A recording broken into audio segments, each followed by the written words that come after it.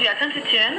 Nous allons bavarder quelques instants avec monsieur Marcel Renoulet, fondateur et rédacteur en chef de la revue L'Homme Libre, que nous avons pu avoir l'occasion de découvrir à l'exposition organisée le 4 novembre dernier par le Cercle Cadoudal et consacrée à la presse nationale et non conformiste. Alors, si je prends simplement la couverture, la page de garde de cette revue, je peux y lire le titre, L'Homme Libre, et le sous-titre, Fils de la Terre. Nous aurons l'occasion de demander à son rédacteur ce qu'il entend par là. Nous voyons également le but de cette revue, recherche d'une psychologie libératrice. Et également le domaine dans lequel elle se situe, ses intentions, avec une phrase de Philibert Besson qui est située sur cette couverture, entre une civilisation qui se perd et un ordre nouveau en voie de briser ses chaînes. Alors, pourriez-vous, Marcel Renoulet, nous donner un petit peu quelques éclaircissements sur cette revue et tout d'abord nous dire pourquoi vous avez fondé L'Homme Libre? Depuis 1948, j'étais l'animateur d'un petit bulletin que je nommais le bulletin Rex, et dans lequel je poursuivais à peu près les mêmes choses que dans L'Homme Libre, que j'ai fondé en 1960. Ainsi que le cercle d'études psychologiques qui en était le support. Et là, depuis cette date, dans cette revue que je voulais indépendante, nous avons poursuivi le même travail de démystification des esprits, au-delà de toutes les idéologies, de tous les partis politiques. Et est-ce que ce n'est pas un peu difficile parfois de maintenir cette indépendance et de rester justement en dehors de toute prise de parti? Si. C'est la condition minimum pour maintenir l'esprit critique, car il est assez difficile de ne pas se faire coller sur le dos des étiquettes. Tout le monde a tendance à vous classer ou à droite ou à gauche. Il faut dire que le non-conformisme a une tendance à effrayer les gens. Il y a des lecteurs qui nous écrivent et qui nous classent à droite ou à gauche. Et nous sommes obligés de leur faire comprendre qu'en réalité, nous ne sommes ni à droite ni à gauche, nous sommes en dehors de toute idéologie. Et c'est pour ça que dans notre revue cohabitent des gens de toute opinion, et ils ne s'y trouvent pas tellement mal. Il est un fait que les gens ont tendance à vous coller une étiquette. Ça les rassure. Ils sont heureux de se trouver dans un contexte de catégories. Oui, les catégories droite-gauche ont effectivement un côté rassurant. Oui, c'est un port d'attache où les gens sont en pleine quiétude. Oui, en plein terrain de connaissance. Voilà. Et le non-conformisme effraie, peut-être un petit peu. Le non-conformisme de votre revue effraie peut-être un petit peu certains lecteurs. Bien sûr. Il ne faut pas prendre le non-conformisme comme un anticonformisme, car beaucoup d'anticonformistes sont esclaves de leur anticonformisme, et à ce moment-là, ils deviennent des conformistes à leur façon. Oui. Il y avait d'ailleurs une phrase de Heidegger dans un texte qui était consacré à la dictature du on, où Heidegger disait « On s'éloigne des grandes foules comme on s'en éloigne ». C'est-à-dire que même dans la marginalité, finalement, on rejoint le troupeau. Il y a une façon d'être marginal. Je crois que c'est bien aussi dans l'esprit de L'Homme Libre. Je crois que vous aviez d'ailleurs publié un article sur Heidegger au moment de la polémique autour de ce philosophe. Ah oui, d'accord. Oui, c'est dans un des derniers numéros. Vous avez parlé également de démystification des esprits. Qu'est-ce que vous entendez par là? Démystification des esprits, eh bien, c'est une façon de désencombrement mental, c'est-à-dire arriver à se débarrasser de cette intoxication de bourrage de crâne que les idéologies ont tendance à faire sur les individus. C'est un petit peu la technique peut-être de l'électrochoc. Ah ben, c'est-à-dire oui, c'est ce que L'Homme Libre représente, un électrochoc pour essayer de désencombrer en faisant réfléchir, souvent en excitant l'individu, l'obliger à sortir de ses gonds. Oui, j'ai d'ailleurs noté une phrase dans votre journal où vous dites « L'homme libre n'était pas là pour vous faire plaisir, mais pour vous faire réfléchir ». Eh bien, c'est exactement cela. Oui, finalement, donc, vous ne craignez pas de choquer un petit peu, c'est dans vos intentions, justement. Ah ben, il est indispensable, il est même nécessaire de choquer pour faire réagir l'individu. C'est du reste ce que nous cherchons. Et comment procédez-vous justement pour pratiquer cette thérapeutique ou cet électrochoc? Eh bien, justement, vous voyez, la variété des articles qui sont publiés dans notre revue sont tellement différents, justement, par des gens qui ont le même, opinion, pas opinion, mais qui ont le même désir d'être libres, mais qui viennent souvent d'horizons tout à fait différents, aussi bien de droite que de gauche. Et nous avons des athées, nous avons des religieux, nous avons de toutes sortes, et qui cohabitent assez bien dans notre revue. Oui, c'est ce qui frappe effectivement lorsqu'on lit votre revue, c'est la variété des articles, c'est la variété également des horizons dont viennent ces personnes. Nous avons effectivement des chrétiens traditionnalistes, des athées, des spiritualistes, des gens effectivement qu'on pourrait classer, même si on n'aime pas les étiquettes de droite ou d'autres de gauche. Et effectivement, c'est ce qui choque certaines personnes, mais en même temps ce qui peut plaire à d'autres. C'est cette variété que l'on trouve dans votre revue et qui effectivement est difficile à retrouver dans d'autres journaux. Je trouve, moi personnellement, que c'est très agréable d'arriver à faire cohabiter des individus d'horizons aussi différents.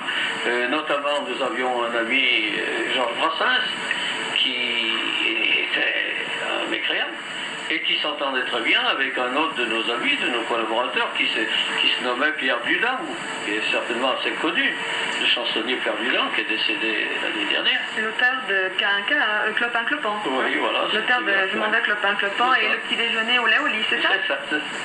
Nous avons également vu une phrase d'Henri Coston dans son livre Les financiers qui mènent le monde, qui définit peut-être également bien cette diversité de l'homme libre. Je cite: l'homme libre du libertaire Renoulet, qui a réussi à faire cohabiter dans les colonnes de sa revue des rédacteurs que l'on verra plutôt s'affronter sur un ring. C'est une image tout à fait exacte de ce qui se passe dans notre revue. Et la tolérance ne présente-t-elle pas parfois certains risques? Non, je pense pas du tout. Cela fait 30 années que vous publiez votre revue, puisque vous venez de fêter votre 30e anniversaire, et par conséquent que vous luttez contre le dogmatisme, le mensonge, l'imposture. Est-ce qu'à votre avis, le français est assez stupide pour s'être laissé berner, duper pendant toute une génération?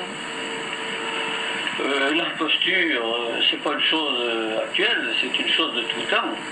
Les gens ont besoin de croire. Et que pensez-vous à ce propos de l'histoire révisionniste? Quelle est votre position à ce sujet?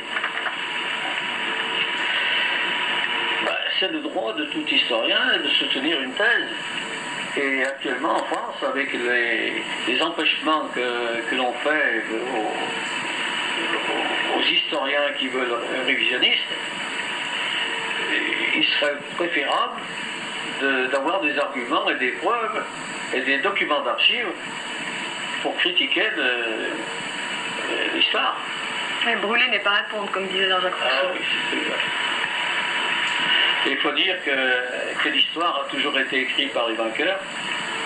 Et depuis 1939, on nous a raconté un petit peu pas mal de choses qui ne sont pas.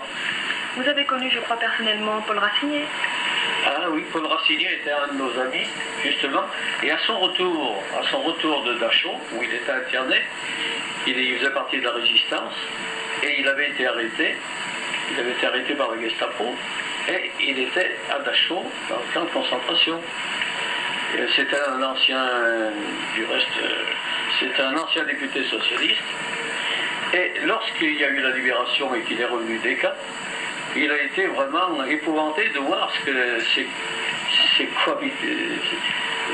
ses copains d'internement disaient sur leur séjour dans les camps. Alors, à ce moment-là, il a écrit un livre qui s'intitulait Le mensonge d'Ulysse, et dans lequel il rétablissait la vérité, en disant que c'était suffisamment odieux ce qui s'était passé dans les camps, sans en ajouter un iota. Depuis, du reste, les thèses de Racinier ont été reprises par des historiens révisionnistes. Et actuellement, en France, nous sommes vraiment en retard pour rétablir la vérité sur l'histoire du dernier conflit. Est-ce que vous ne pensez pas cependant que réveiller les Français et les faire réfléchir est un petit peu une utopie? C'est un bien grand mot de dire réveiller tous les Français, c'est pas notre intention n'est pas là.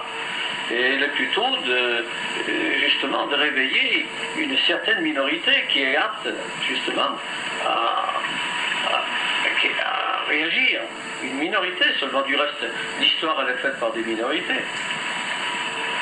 Nietzsche écrivait d'ailleurs que la liberté était le privilège des forts, c'était le privilège du petit nombre. Est-ce que vous pensez... C'est exactement cela. C'est un petit nombre qui est capable de réagir. Vous ne croyez donc pas en une révolution collective? Non, ça ne risque pas de faire avancer une révolution. Elle peut être qu'individuelle, intérieure, car c'est avec des bons matériaux qu'on peut construire. Oui, donc elle commence par l'individu. Ça commence tout par l'individu. Vous vous définissez comme des individualistes? Oui.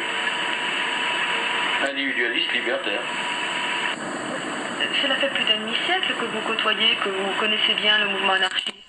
Est-ce que vous pourriez nous en parler un petit peu? C'est exact que je connais bien le mouvement, mais il m'est difficile de parler du mouvement anarchiste sans citer le nom de certaines personnes, de certains responsables de groupes ou d'organisations, et ça, je préfère m'abstenir. C'est dommage parce qu'il semble que votre conception de la pensée anarchiste soit assez originale et assez personnelle. Sa position est plutôt en flèche et surtout en marge des mouvements anarchistes existants. Et je pense qu'elle aurait mérité d'être connue par nos auditeurs. Alors, puisque vous ne nous en parlez pas directement, je vais peut-être lire la profession de foi que vous faites dans un article intitulé « Mon anarchisme, égotisme, porteur de clarté » et qui, justement, éclairera peut-être nos auditeurs sur votre conception toute particulière et toute personnelle de l'anarchisme. Nous estimons que les principes simples et logiques de l'anarchie découlent des lois élémentaires de la nature. Ainsi, ces principes ne peuvent être enfermés dans le cadre étroit d'une organisation sans être voués à une mort certaine.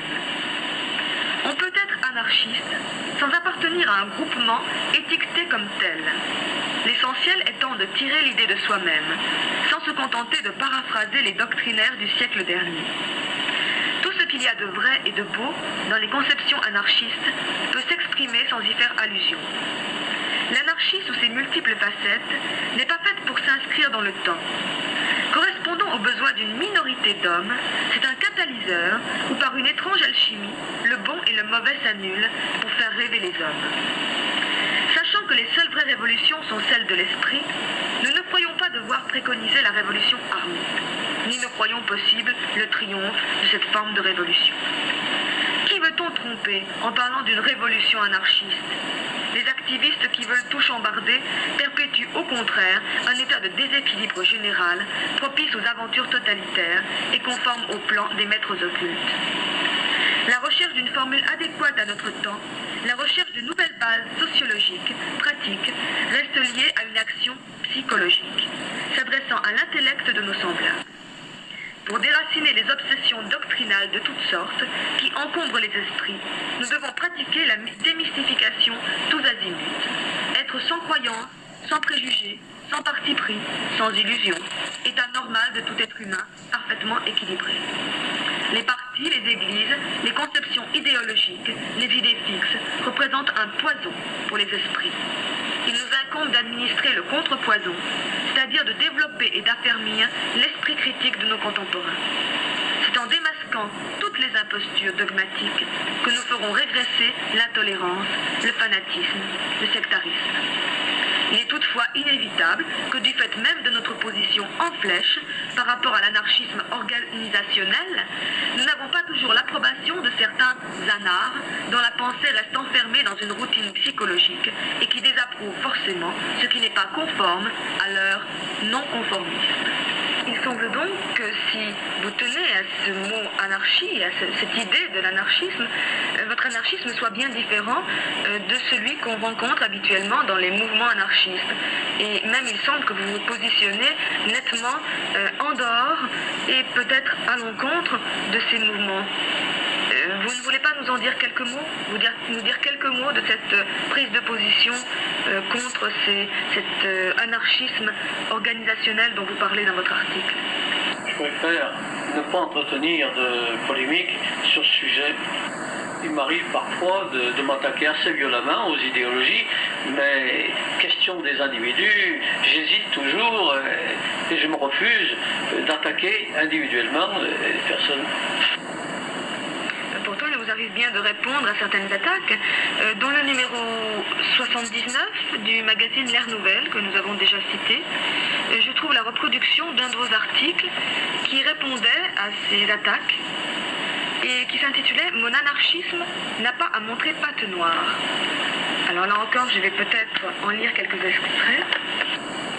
Notre position d'indépendance vis-à-vis des chapelles et sectes anarchistes nous attire dans des propos en passant la hargne d'individus à l'esprit sectaire, emplis de haine et d'intolérance.